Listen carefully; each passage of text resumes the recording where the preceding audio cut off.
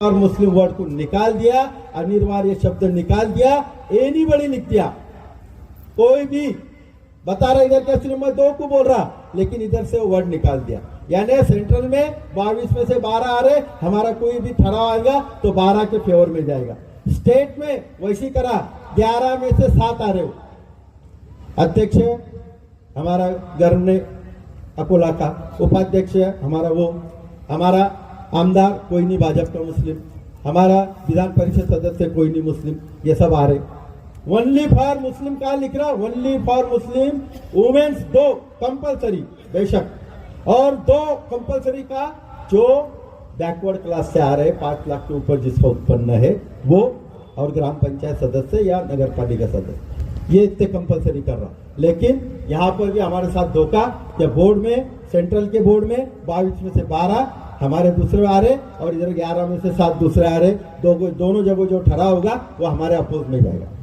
Tribunal की बात कही आयात भाई ने, मैं सिर्फ उसमें ये बता रहा हूँ कि 3 लोगों का ट्रिब्यूनल है, यानी कोर्ट है, डिस्ट्रिक्ट सेशन जज मेन बॉस रहेगा, वहां पे भी एनीबॉडी कर दिया। जो अभी तक के अनिवार्य था ओनली फॉर मुस्लिम, वहां पे भी कट कर दिया, अनिवार्य निकाल दिया। डिस्ट्रिक्ट सेशन जज, उसके बाद एडिशनल डिस्ट्रिक्ट मजिस्ट्रेट, वहां का भी वर्ड निकाल दिया। थर्ड था स्कॉलर मुस्लिम,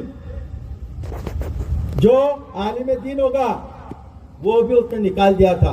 लेकिन मैं थोड़ा ये दिखा दूं क्या वहां पे ये चंद्रबाबू नायडू और इन्होंने उसको अपोज किया है, तो वो वर्ड पे उसने कंपलसरी निकाल दिया, वह मुस्लिम लिखा।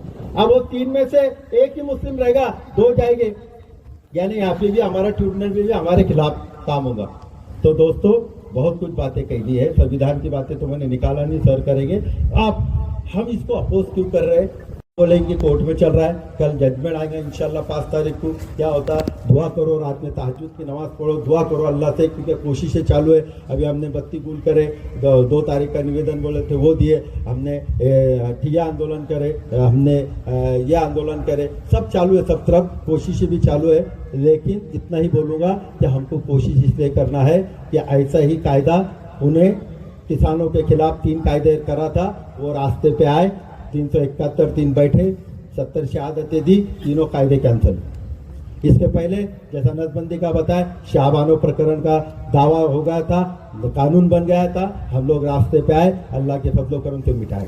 रास्ते पे आने से मुराद ये नहीं कह रहा मैं आपको कि आप चले जाओ और उठाओ कुछ भी करो, नहीं, हमको लोकतांत्रिक तरीके से अपना एहतजाज करना पड़ेगा। इससे बत्ती गुल से वो इतने परेशान हो जाते हैं, एक रास्ते पे 5000 3000 देख के औरतों को एडमिनिस्ट्रेशन परेशान हो जाता है। तो ये 22% है ना, हम ये 22%, 6.5% वो हमारे सरदार जी लोगों से 3 कायदे रद्द कर सकता है, तो हम 22.5% है, हमारे से क्यों नहीं होगा? तो करो इंशाल्लाह कोशिश कि 22.5% अगर आ गए तो इनको बदलना पड़ेगा ये कायदा।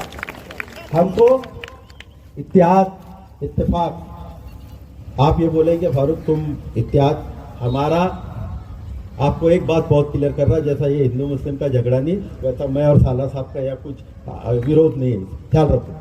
हम 2 टीम अलग अलग काम कर रही है, एक ही मकसद के लिए काम कर, वक्फ कायदे का अवेयरनेस लाना, वक्फ कायदे के डिसएडवांटेज बताना। लेकिन गलत फहमियां ऐसी रहती कि नहीं, वो अरे मेरे भाइयों आप भी उठो, एक टीम यहाँ से सुप्रीम की, चलो। अरे हम जब 15 जिले घूम रहे तालुके, अभी तक सर भी बताएंगे कुछ भी नहीं है। हम धुलिया गए परसों, वहाँ अच्छे नगर सेवक बैठे, तो बोले हमारी तरफ कुछ ही नहीं है, कुछ ही नहीं बोले। अरे मेरे दोस्तों और बुजुर्गों, मैं ज़्यादा वक्त नहीं लेते, इतना ही कहूँगा, अवेयरनेस ला रहे हम, कोशिश करो हमारी माओ बहनों में ज़्यादा अवेयरनेस लाओ, उनसे पूछ पड़छ होगी। जब हमारी औरतें वहाँ कर रही थी, मुझे मैं कसमिया बोल रहा हूँ आपको, 2 RSS के लोगों ने मुझे फोन करके बोला, फारूक भाई आम्ही त्यांना विचारलं की तुम्हाला किती पैसे मिळाले, तुम्हाला कोणत्या गाड्यांनी आणलं आणि तुमच्या कोणत्या बसने गेले। मैंने बोला क्या बोले फिर सर वो बोले हम पैदल आए, जोशीपेट जा रहे हम पैदल, और पैदल ही आए थे और पैदल ही जा रहे, और बोले ये क्या था वक्त क्या, तो बोले चलते चलते वो लड़कियों ने हमको वक्त बताया। बोले कसम खुदा की, वो RSS वाला मुझे बोलता है कि ये है, ये सही था तुम्हारा, कि तुम्हारे खुद होके तैयार हो रहे। मैंने क्या भैया 1 महीने से अवेयरनेस के लिए कहाँ घूम रही सब हमारे लोग, तो इसलिए ये बहुत ज़रूरी है। मैं अल्लाह से दुआ करता हूँ कि अल्लाह ताला तुमको मुझको कहने सुनने से ज़्यादा अमल की तौफीक दे। जो जो Muslim All India Personal Law Board कह रहा है वह हमको इस पर अमल करना जरूरी है। हम ये ना देखें कि कौन बुला रहा है, हम ये देखें कि अल्लाह की जगहों के लिए हम सबको एक होना है, अल्लाह की जगहों के लिए हमको कुर्बानी देना है, अल्लाह की जगहों के लिए हमको माल हर एक की कुर्बानी हमको देना पड़ेगी। जैसा आयत भाई ने कहा कि हम फिर वो 313 हो, वो तादाद में कितने वो, इंशाअल्लाह अल्लाह ताला हमारी कोशिशें देखेगा और उसके हिसाब से हमारे को फैसले देगा। इतना ही कहते हैं, अपने 2 अल्फाज यहाँ खत्म करता हूँ। अल्लाह हाफिज़। बत्ती गुल कर सकते हैं, आने वाले वक्त में सरकार की भी बत्ती गुल करने की ताकत हम में आएगी। इससे समझ जाइए आप, दस्तूर को मत उसकी पायमाली करो। अजीज साथियों, ये आज की लड़ाई नहीं है। और अफसोस के साथ कहता हूं, सुप्रीम कॉलोनी के जियालो, आपको मुबारकबाद, क्योंकि आज भी बेशुमार लोगों को मेजॉरिटी में ये वक्फ बिल क्या था, कैसे आया नया एक्ट, इसके नुकसानात क्या है, किस तरीके से हमारी बाप दादा की प्रॉपर्टी को छीना जा रहा है। आज मुसलमानों की प्रॉपर्टी छीनी जाएगी, कल क्रिश्चियन भाइयों की छीनी जाएगी, जैन भाइयों की छीनी जाएगी, जिसका नजारा आपने देखा कि सबसे पहले 90 साल का मंदिर जो हमारे जैन भाइयों का था वो 1 मिनट के अंदर इन्होंने तोड़ दिया। और मैं दावे से कहता हूं, हो सकता है मेरा दावा गलत हो, कि हमारे पास क्या है, हमको तो लोग बोलते नंगा धागा क्या नहीं छोड़ेगा क्या, लेकिन शायद इनकी नजर हमारे हिंदू भाइयों के उन मंदिरों पर है जहां टनों गिनती सोना रखा हुआ है। तो आज हमारी बारी है, कल तुम्हारी बारी आएगी कि पस मुर्दगी गुल पे मुस्काई जो कली, आवाज दी खिदा ने, तू भी नजर में है, तू भी नजर में है। एक एक बारी बारी से ईद निकलेगी। ऐज़ान गिरामी समझिए, और यही चीज को लेकर हम पूरे जिले के अंदर घूम रहे हैं। अफसोस का मुकाम है, बहुत लोगों को नहीं मालूम है कि क्या है। इसलिए जब तक मसले का हल मालूम नहीं होगा, जब तक मसला हमको मालूम नहीं होगा, तब तक मसले का हल नहीं निकलेगा। पिछले 5 साल से एक भ्रम फैलाया गया कि आर्मी यानी फौज और रेलवे डिपार्टमेंट, इन दोनों के पास जितनी जमीनें हैं, तीसरे नंबर पर मुस्लिम औकाफ की जमीन है। यही सुना था ना आपने, यही समझते थे हाजी साहब। तीसरे नंबर के कॉलर टाइट करके बोलते थे हम, गलत भ्रम फैला गया हमारे हिंदू भाइयों के दिल में कि मियाओं के पास बहुत प्रॉपर्टी है, दबा के बैठे हैं, तीसरे नंबर की प्रॉपर्टी। कुछ हो रहे, अब सारी हकीकत सामने आई। गूगल पर जाइए, कुछ पॉम्पलेट हमने तैयार किए, इंशाल्लाह आप तक पहुंचाएंगे। हमारे मुल्क की 3 स्टेट के 3 रियासतों के 4 हमारे हिंदू भाइयों के मंदिर के बोर्ड, जिसमें हमारा श्रीदेवी श्राइन बोर्ड है, जिसमें तिरुपति बालाजी मंदिर का श्राइन बोर्ड है, जिसमें हमारा जो है तो मतलब श्रीनाथम वो मंदिर का बोर्ड है। ऐसे ये 4 मंदिरों की जितनी प्रॉपर्टी है 3 रियासतों की, उस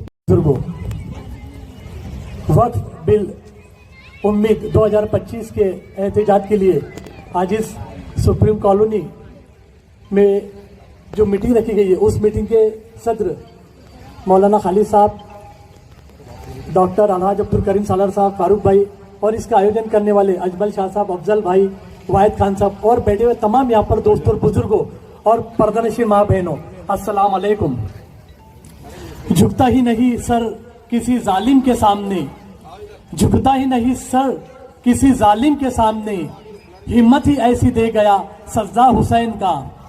करबला में जो इमाम आली मकान ने जिहाद किया, जो जंग लड़ी, वो क्या सबब था? इसमें कुछ इख्तिलाफ हो सकता है, लेकिन मेरे अकीदे के हिसाब से अगर मैं कहूँ तो वहां पर गलत कायदे पास किए जा रहे थे उस वक्त। रहमानिर्रहीम, वल्लज़ीना जाहदू फीना लनहदियन्नहुम सुबुलना व इन्नल्लाहा लमअल मुहसिनीन। सदक़ल्लाहुल अज़ीम। स्टेज पर जलवा अफरोज सिलगांव शहर की वो मुअज़्ज़ज़ व मुकर्रम शख्सियात मेरी मुराद डॉक्टर अब्दुल करीम सालार साहब, फारूक शेख साहब, अयाज अली साहब और सरजमीन सुप्रीम कॉलोनी के वो तमाम अइम्मा किराम जिन्होंने अपने मसलकी इख्तिलाफात को, अपने आपसी इख्तिलाफात को पसे पुष्ट डालकर आज ये फिरका परस्त हुकूमत को ये बता दिया कि जब बात दीन की आएंगी, जब शरीयत की आएंगी, तो हमारे अपने आपसी इख्तिलाफ जो कुछ भी है हम सब भूल जाएंगे और हम दीन के अंदर रुकावटें डालने वालों के सामने शीशा पिलाई हुई दीवार बनकर ऐसा खड़ा होंगे कि ये फिरका परस्त ताकतें अपने तमाम फैसले लेने पर वापस लेने पर मजबूर हो जाएगी। मैं उन्हें भी मुबारकबादी देता हूँ।